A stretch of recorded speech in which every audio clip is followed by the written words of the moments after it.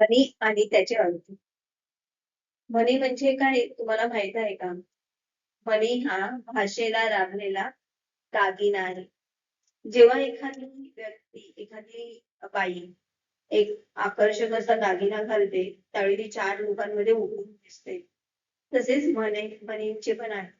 ज्यावेळी आपण मराठी भाषेमध्ये म्हणी वापरतो, त्यावेळी ती भाषा अधिक समृद्ध आणि आकर्षक बनते.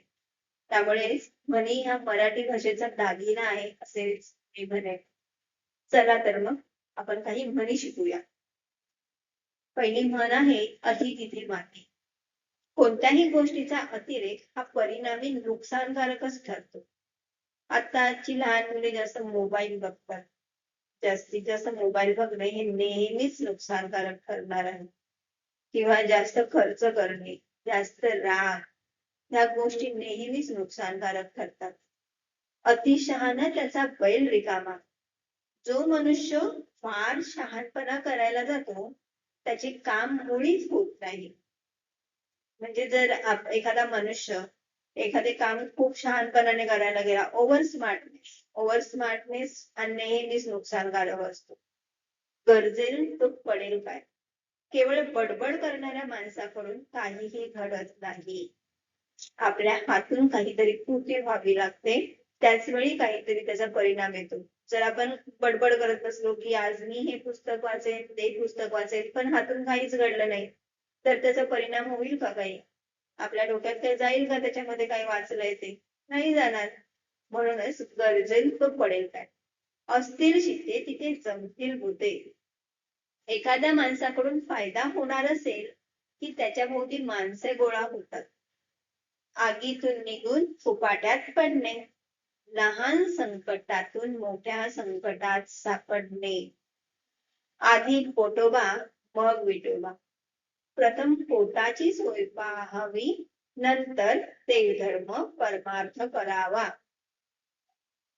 आपण जर काही जेवलोच नाही, आपल्या पोटात काही नसेल, तर आपण देवधर्म करू शकू का? नाही करू शकणार. त्यामुळे पहिली पोटाची सोय व्हावी, नंतरच देवधर्म व्हावा. यासाठी ही म्हण आहे, आधी पोटोबा मग विठोबा. आपलेच दात आपलेच पोट. आपल्याच माणसाने चूक केल्यामुळे अडचणीची स्थिती निर्माण होणे. आयत्या बिळावर नागोबा. एखाद्याने स्वतः करता केलेल्या गोष्टीचा दुसऱ्याने आयता फायदा घेण्याच्या वृत्तीला हे म्हणतात. आंधळा मागतो एक डोळा, देव देतो 2 डोळे. अपेक्षेपेक्षा जास्त फायदा होणे.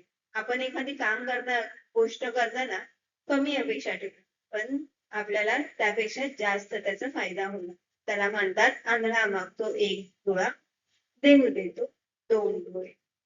आंधळ दळत पुत्र पीठ खात. एकाने काम करावं आणि दुसऱ्याने त्याचा फायदा घ्यावा.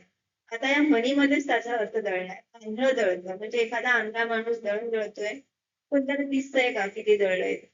समोरून येऊन जरी कुत्र्याने पीठ खाल्लं तरी त्याचा काही त्याला कळणार नाही. कोणी पीठ खातंय त्याचं. म्हणून आंधळ दळतं कुत्र पीठ खातं. म्हणजे एकाने काम करावं आणि दुसऱ्याने त्याचा फायदा घ्यावा. ही गोष्ट आळशी माणसांसाठी जास्त लागू पडते ही म्हण. इकडे आड तिकडे विहीर. दोन्ही बाजूनी सारखीच अडचणीची स्थिती निर्माण होणे. उचलली जीभ लावली टाळ्याला. विचार न करता बोलणे. ह्या ही गोष्ट जास्तीत जास्त वेळा लागू होते. आपण विचार करून बोललो तर आपली खूप कामे होतात. विचार न करता बोलणाऱ्या माणसांची बरीचशी कामे रखडली जातात. म्हणून कधीही उचलली जीभ लावली टाळ्याला असे करू नये. उथळ पाण्याला फळफळाट फार. अंगी थोडासा गुण असणारा माणूस जास्त बळाई मारतो.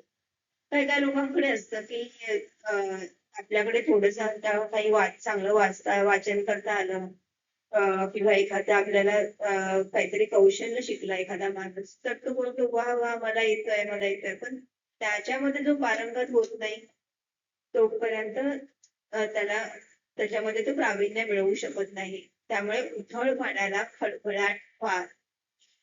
खाण तशी माती. आई वडिलांप्रमाणे त्यांच्या मुलांचे वर्तन होणे. जर आई वडिलांची भाषा चांगली असेल तर मुलांची सुद्धा भाषा चांगलीच असते. मूल वाईट बोलणार नाही. त्यासाठीच आपण ही आज मराठी शिकतो आहोत. मराठीमध्ये आपल्याला आपली भाषा सुधरवायची आहे. जसे आई वडील भाषा वापरतात तशीच भाषा मुलं देखील वापरतात. म्हणून खान तशी माती, गाढवाला गुळाची चव काय. ज्याला एखाद्या गोष्टीचा गंध नाही त्याला त्या गोष्टीचे महत्व कळू शकत नाही. म्हणून अशा ह्या काही म्हणी आहेत. ह्या म्हणी तुम्ही जरी नेहमी ऐकलात तरी तुमच्या त्या पाठ होतील आणि तुम्ही जास्तीत जास्त म्हणी नेहमीच्या वापरामध्ये वापरलात तर तुमची भाषा अधिक समृद्ध होईल. निबंध लेखनामध्ये तुम्ही ह्या म्हणी वापरू शकता. त्यामुळे भाषेला वेगळा साज चढतो. Thank you.